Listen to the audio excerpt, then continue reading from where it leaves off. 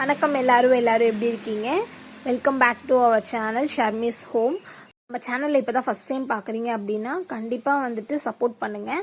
மறக்காமல் சப்ஸ்கிரைப் பண்ணிக்கோங்க, லைக் பண்ணிக்கோங்க. இப்போ வாங்க நம்ம வீடியோக்குள்ளே போகலாம். ஆக்சுவலாக நாங்கள் வந்துட்டு ஏசி வாங்குற ஐடியாவே கிடையாது. அதாவது ஏசினா வந்துட்டு பணக்காரவங்க வீட்டில் தான் இருக்கும். நம்ம எதுக்கு, எங்களுக்கு மேரேஜ் ஆகி 3 இயர்ஸ் தான் ஆகுது. இன்னும் நம்ம லைஃப்பில் பண்ண வேண்டிய அச்சீவ்மெண்ட்ஸ்லாம் நிறைய இருக்குது. இன்னும் எங்கள் 2 பேருக்கும் அவருக்கு இப்போ தான் ப்ராப்பராக வந்துட்டு வேலை கிடச்சிருக்கு. நான் இப்போ தான் வேலையை விட்டு ரிசைன் பண்ணிட்டேன். ஸோ அதனால் வந்துட்டு இது இப்போது நாங்கள் இஎம்ஐயில் தான் எடுத்திருக்கோம். இஎம்ஐ 2 பேர் அவர் ஒருத்தரால் மேனேஜ் பண்ணி கட்ட முடியுமா? அந்த இஎம்ஐ மட்டும் இல்லாமல் இன்னொரு 2 இஎம்ஐ இருக்குது எங்களுக்கு. அது கட்ட முடியுமா எல்லாம் யோசிச்சு ஆக்சுவலாக ரொம்ப எதுக்காக நாங்கள் ஏசி வாங்கினோம் அப்படின்னா, இங்கே நாங்கள் வந்துட்டு ஃபர்ஸ்ட் ஃப்ளோர் வீட்டில் இருக்கோம். இங்கே வீட்டில் வந்துட்டு சுத்தமாக உள்ள பகல் நேரத்தில் கூட வீட்டில் இருக்கவே முடியாது. எங்கள் வீட்டுக்கு ஆப்போசிட்டில் வந்துட்டு ரோடு இருக்கும். அப்படியே எதிர்வெயில் டேரெக்டாக வீட்டில் அடிக்குதுன்றனால ரொம்ப நல்லாயிருக்கும். யார் வந்தாலுமே வீட்டில் தங்க முடியாது, அந்த மாதிரி இருக்கும். எங்களாலே வீட்டில் இருக்கவே முடியாது. நைட்டில் மொட்டை மாடிலையும் போய் தூங்க முடியாது. வீட்டுக்கு கீழே வந்துட்டு காவா இருக்குன்றனால, காவா ஓப்பனில் இருக்கா, அதனால் வந்துட்டு கொசு நிறைய கிடைக்கும். கதவை திறந்து வச்சுட்டு தூங்க முடியாது. நாங்கள் இங்கே இந்த வீட்டுக்கு வந்து ஃபஸ்ட்டு நாங்கள் இந்த வீட்டுக்கு எப்போ வந்தோன்னா 2024 ஃபெப்ரவரியில் வந்தோம். அப்போ வந்து மார்ச் ஏப்ரல் அந்த டைம்லலாம் வெயில் காலம் ஆரம்பிச்சிடும்ல, அப்போ ரொம்ப வந்துட்டு கரண்ட் போயிடும். எப்படின்னா நைட்டு ஒரு 10-11 மணிக்கு போகிற கரண்ட்டு காலைல 7 மணிக்கு தான் வரும். நான் அப்போ வந்துட்டு காலேஜ் படிச்சுட்டு இருந்தேன். ஆக்சுவலாக இன்டர்ன்ஷிப் பண்ணிகிட்டு இருந்தேன் நான். அப்போ வந்துட்டு என்னால் இன்டர்ன்ஷிப்க்கு சரியாக போக முடியாது, அவங்களாலையும் வேலைக்கு போக முடியாமல் இருந்தது. டெய்லி இதே மாதிரி தான் நடக்கும். லீவ் போட்டுருவேன், நான் இன்டர்ன்ஷிப் லீவ் போட்டுருவேன். நிறைய பிரச்சனை இருந்தது, டெய்லி இதே பிரச்சனை தான். அப்போ இங்கே நாங்கள் எப்படி சொல்கிறது, கொசுவத்தி வாங்கிட்டு வந்து வைக்கிறது, நெட்டில் படுக்கிறது, நெட்டில் கூட மாடியில் காற்று கூட வராது, கொசுவில் வச்சு படுக்கிறது, அந்த மாதிரி ரொம்ப கஷ்டமாக இருந்தது. எப்படா இந்த வெயில் காலம் முடியும் அப்படின்ற மாதிரி இருந்தது. கதை திறந்து வச்சா கொசு கடிக்கும். அது எப்படின்னா எங்கள் ஃபுல் காம்பவுண்ட்லேயும் கரண்ட் இருக்காது. எங்கள் வீட்டில் எங்கள் காம்பவுண்டில் 6 வீடு இருக்குது, ஹவுஸ் ஓனர் வீடையும் சேர்த்து. ஹவுஸ் ஓனர் வீட்டில் கரண்ட் இருக்கும், இன்னொரு 2 வீட்டில் கரண்ட் இருக்கும், மிச்சம் 3 வீட்டில் வந்துட்டு கரண்ட் இருக்காது. அதுதான் இன்னும் கடுப்பாக இருக்கும். அவங்க மட்டும் நிம்மதியாக தூங்குவாங்க ஏசிலாம் போட்டுட்டு, நம்மளால் தூங்க முடியலையே அப்படின்னு சொல்லிட்டு ரொம்ப கடுப்பாக இருக்கும்.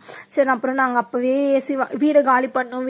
இந்த வீட்டுக்கு வந்ததுலேருந்து, ஆக்சுவலாக இந்த வீட்டுக்கு வந்த நாள்லேருந்து நாங்கள் வந்துட்டு வீடு காலி பண்ணோம். வேறு வீட்டுக்கு போகலான்னு பார்த்துட்டோம். ஆனால் வேறு வீடு எதுவுமே எங்களுக்கு செட் ஆகலை. அதே மாதிரி இது கொஞ்சம் மெயினில் இருக்குது. இப்போ என் ஹஸ்பண்ட் இல்லை அப்படின்னா நான் மட்டும் கடைக்கு போகணும் வரணும் அப்படின்னா மெயினில் இருக்குன்றதுக்காக தான் நாங்கள் வந்துட்டு அவர் இந்த வீடு சேஃப்டியாக இருக்குது, சுற்றி சிசிடிவி கேமரா எல்லாமே இருக்குன்றனால இந்த வீட்டில் இருக்கலாம், நம்ம வேறு வீடு செட் ஆகலை எங்களுக்கு. ஸோ நாங்கள் இப்போது எத்தனையோ தடவை நாங்கள் வேறு வீடு பார்க்கறதுக்கு தேடி அலைஞ்சிருக்கோம், எல்லாம் பண்ணியிருக்கோம். ஆனால் இந்த வீடு வந்துட்டு எங்களுக்கு ஒரு லக்கியஸ்ட் வீடு தான். இந்த வீட்டுக்கு வந்ததுக்கப்புறம் தான் நாங்கள் எல்லா பொருளுமே வாங்கணும்.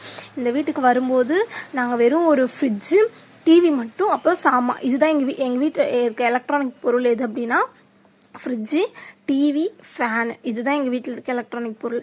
நாங்கள் இங்கே வந்து தான் வாஷிங் மிஷின், பீரோ, கட்டில், இது மிக்சி கூட நாங்கள் இங்கே வந்து தான் வாங்கணும், இந்த வீட்டுக்கு வந்து தான் வாங்கணும். அதனால் இந்த வீடு வந்துட்டு எங்களுக்கு ரொம்ப ஒரு ஸ்பெஷலான வீடு. இப்போ நாங்கள் ஏசி வாங்கியிருக்கோம். ஏசி வந்துட்டு எப்படின்னா என் ஹஸ்பண்டோடைய ஒரு ட்ரீம், என்னுடைய ஒரு ட்ரீம். சின்ன வயசுலலாம் எங்கள் பெரியப்பா வீட்டில் ஏசி இருக்குமா, அந்த பெட்ரூமில் வந்துட்டு எங்களை சேர்த்துக்கவே மாட்டாங்க. வெறும் எங்கள் பெரியம்மா, எங்கள் பெரியப்பா, அவங்க பசங்க 2 பேர் மட்டும்தான் இருப்பாங்க. எங்கள் பெரியம்மா வந்துட்டு எங்கள் பெரியப்பா இல்லாத போது நாங்கள் வீட்டுக்கு வந்தோம் அப்படின்னா எங்களை அவங்க ரூமில் சேர்த்துக்கவே மாட்டாங்க. ஆனால் எங்கள் பெரியப்பா வந்தால் தான் நாங்கள் அங்கே போவோம். அதுக்காகவே வந்துட்டு நாங்கள் போகவே மாட்டோம். அதே மாதிரி என் ஹஸ்பண்ட் அவங்க வீட்லேயுமே அவங்க சித்தி சித்தப்பா வீட்டில் வந்துட்டு ஏசி இருக்கும். அப்படின்னா என் ஹஸ்பண்டும் அவங்க மாமியாரும் மட்டும் வெளியே ஹாலில் உட்காந்துட்டு இருப்பாங்க அங்கே போனால். ஆனால் மிச்சம் மொத்த ஃபேமிலியுமே வந்துட்டு அந்த பெட்ரூமில் உட்காந்துட்டு இருப்பாங்க. அவங்களுக்கும் ஒரு ட்ரீம். எப்படி சொல்கிறது, எங்கள் வீட்லேயே வந்துட்டு என்னுடைய வீட்லேயே வந்துட்டு நாங்கள் தான் ஃபஸ்ட்டு ஏசி வாங்கியிருக்கோம். எங்கள் வீட்லேயும் ஏசி இல்லை. எங்கள் அம்மா கூட பிறந்த ஒரு தங்கச்சி இருக்காங்க, அவங்க வீட்லேயும் ஏசி கிடையாது. நாங்கள் தான் வந்துட்டு ஃபஸ்ட்டு ஏசி வாங்கியிருக்கோன்னே இது ஒரு எப்படி சொல்கிறது, ஒரு மிடில் கிளாஸ் ட்ரீம்னு சொல்லுவாங்களே, அது உண்மை தான். நாங்கள் இந்த ஏசி வந்துட்டு இஎம்ஐயில் தான் எடுத்தோம். ஏசியும் ப்ளஸ் பூஜை ரூமும் வாங்கினோம். நாங்கள் இந்த வீட்டில் வந்துட்டு பூஜை சாமி வச்சு கும்பிடுவோம்ல, நாங்கள் ஆப்போசிட் டைரக்ஷனில் வச்சு சாமி கும்பிட்டுட்டு இருந்தோம் இவ்வளோ நாள். இப்போ இந்த வீட்டுக்கு வந்ததுலேருந்து பூஜை ரூம் வாங்கணும் அப்படின்னு நினச்சிட்டு இருந்தோம்.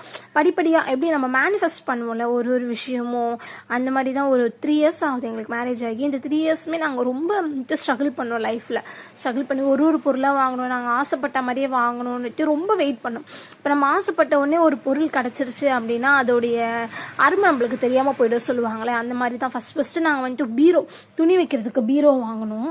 ஃபஸ்ட்டு நாங்கள் 2 பேரும் சேர்ந்து, நானும் வேலைக்கு போக ஆரம்பிச்சதுக்கப்புறம் என் ஹஸ்பண்டுக்கு சப்போர்ட் பண்ணி ஃபினான்ஷியலாக சப்போர்ட் பண்ணதுக்கப்புறம் அவங்க வீட்டை பார்த்துக்கிட்டாங்க. நான் ஒரு பொருள் வாங்குவேன், நான் அப்புறம் வீட்டு செலவு என்னுடைய சேலரியில் பார்ப்பேன், அவங்க ஒரு பொருள் வாங்குவாங்க. அந்த மாதிரி தான் போயிட்டு இருந்தது. ஃபஸ்ட்டு நாங்கள் பீரோ வாங்கினோம். பீரோ வாங்கிட்டு அதுக்கப்புறம் வாஷிங் மிஷின் வாங்கினோம், அதுக்கப்புறம் கட்டிலும் வாங்கினோம், அதுக்கப்புறம் இப்போ ஏசியும் பூஜை டோரும் வாங்கியிருக்கோம். இன்னும் வந்துட்டு வாங்கணும், சில பொருட்கள்லாம் வாங்கணும் வீட்டுக்கு அப்படின்ட்டு. ரொம்ப எல்லா விஷயமும் ஆக்சுவலாக யாருமே தளர்ந்துடாதீங்க. ஒரு பொருள் நம்மளால் வாங்க முடியல அப்படின்னோடனே வந்துட்டு அப்படியே மனசு விட்டுறாதீங்க. கண்டிப்பாக அதை மேனிஃபெஸ்ட் பண்ணிகிட்டே இருங்க, அப்போ தான் நம்ம வாழ்க்கையில் நடக்கும். எனக்கு வந்துட்டு நான் வந்துட்டு எப்படின்னா, எனக்கு ஒரு பொருள் வேணும் அப்படின்னா அது எனக்கு உடனே வந்துடணும் அப்படின்னு நினைப்பேன். ஆனால் என் ஹஸ்பண்ட் அப்படி கிடையாது. வெயிட் பண்ண, பொறுமையாக நம்மளுக்கு கிடைக்க வேண்டியது கண்டிப்பாக வந்து சேரும் அப்படின்னு சொல்லிக்கிட்டே இருப்பாங்க. அதே மாதிரியே வந்துட்டு நான் ஆசைப்பட்டது எல்லாத்தையுமே வாங்கி கொடுத்துட்டாங்க. இப்போ எப்படி இருக்குன்னா, என் ட்ரீம் பெட்ரூம் மாதிரி இருக்குது என்னுடைய பெட்ரூம் வந்துட்டு. அது ஏசி மாட்டி கொடுத்துட்டு போயிட்டாங்க. 3 ஹவர்ஸாக மாட்டினாங்க. சூப்பராக மாட்டி கொடுத்துட்டு போனாங்க. ஏன்னா என் ஹஸ்பண்டு ஏசி மெக்கானிக் தான். கரெக்டாக எந்த ஒரு இதுவுமே இல்லாமல் மாட்டி கொடுத்துட்டு போயிட்டாங்க. அவங்க மாட்டி கொடுத்துட்டு போனதுக்கப்புறம் வீடை க்ளீன் பண்ணுறதுக்குள்ளே ஒரு வழி ஆயிடுச்சுங்க. ஃபுல்லாக வந்துட்டு செங்கல், அந்த தூசி அதெல்லாம் பெருக்கி மாப் போட்டு எல்லாம் பண்ணி, நம்ம தமிழ் கல்ச்சர் படி ஏசிக்கு மஞ்சள் குங்குமம்லாம் வச்சு, அது என் கையால் என் ஹஸ்பண்ட் திரும்பி ஆன் பண்ண சொன்னார். ஆன் பண்ணிவிட்டு அந்த காற்றுல நாங்கள் 2 பேரும் அதை நின்று பார்க்கும்போதே அவ்வளோ ஒரு சூப்பராக இருந்தது.